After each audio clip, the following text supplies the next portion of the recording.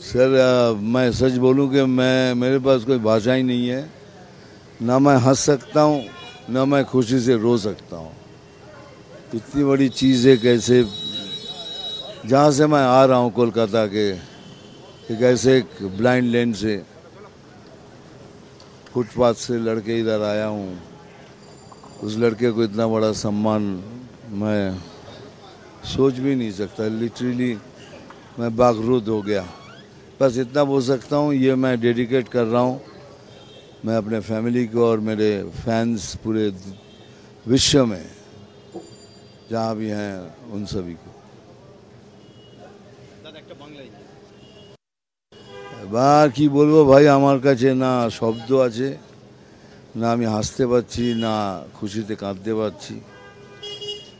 একটা কলকাতার অন্ধ গলি থেকে উঠে আসা ছেলে, বোম্বেতে ফুটপাতে থেকে লড়ে আজ এখানে এসেছি।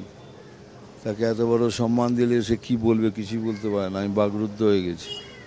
এটুকুই বলছি, এটা আমি ডেডিকেট করলাম আমার ফ্যামিলিকে আর পুরো পৃথিবীতে আমার যত ফ্যান আছে তাদের। Thank you.